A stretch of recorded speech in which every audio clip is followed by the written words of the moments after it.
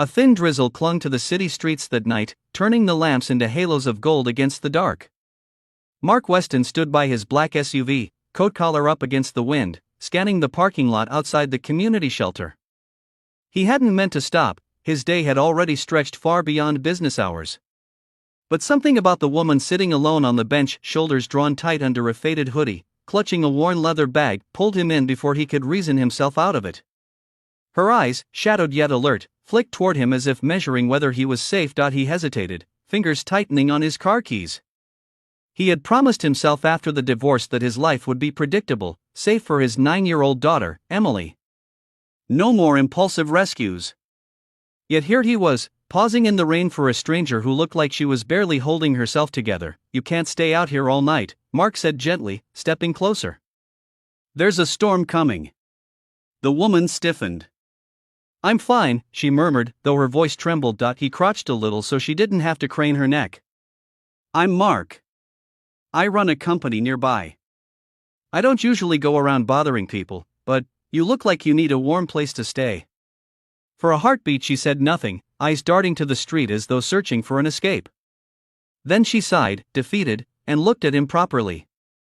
"Claire," she said quietly. "I'm a nurse. Or I was." Something in the way she said was hit him like a stone. He gestured to the SUV. "Come home with me. Just for tonight.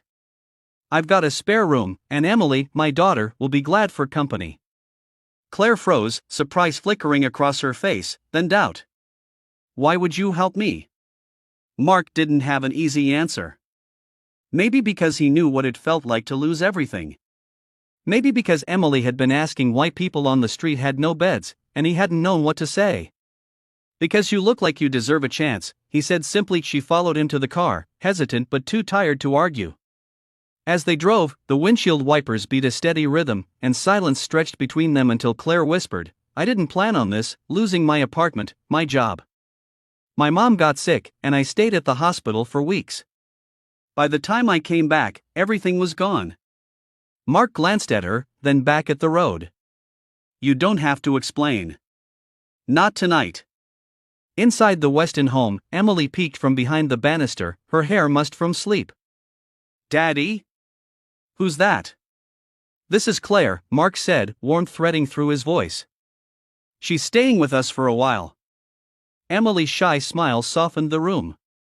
Claire blinked fast, as though unused to kindness, and whispered, "Thank you." The days that followed felt like fragile steps across ice.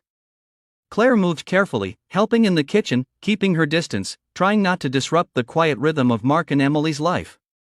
She found herself laughing again at Emily's stories, the sound foreign yet comforting. Mark, meanwhile, couldn't stop noticing the way Claire's presence brightened the house, the way she hummed while folding laundry, or how she listened to Emily with her whole heart. But not everything was easy. Mark's company was at a turning point, and his board of directors questioned his focus. Claire, still fighting the shame of her fall, flinched whenever she thought she'd overstayed her welcome. One evening, after Emily had gone to bed, she said, "I should start looking for work. I can't just stay here." "You're not a burden," Mark replied, leaning against the counter. "But if finding work makes you feel better, I'll help." They worked together on her resume late into the night, shoulders brushing as they bent over his laptop.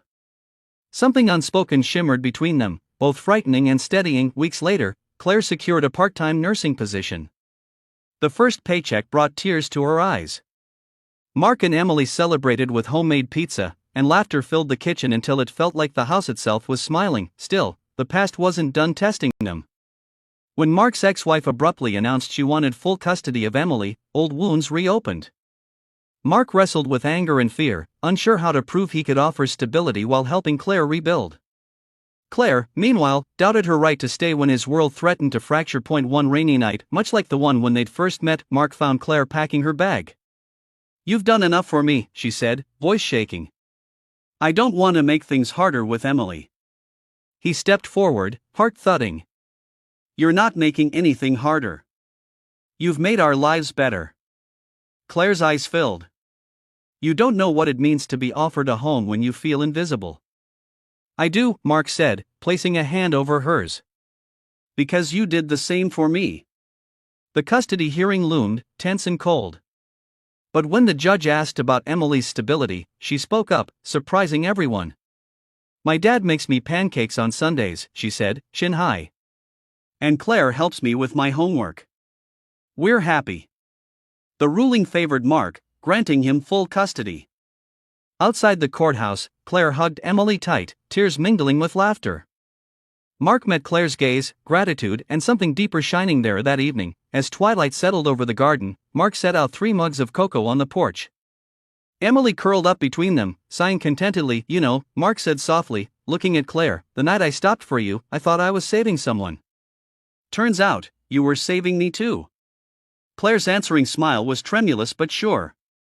She reached for his hand, and together they watched the stars blink awake, knowing their lives had shifted forever, not from a single act of charity, but from the quiet courage to open their hearts and let someone in.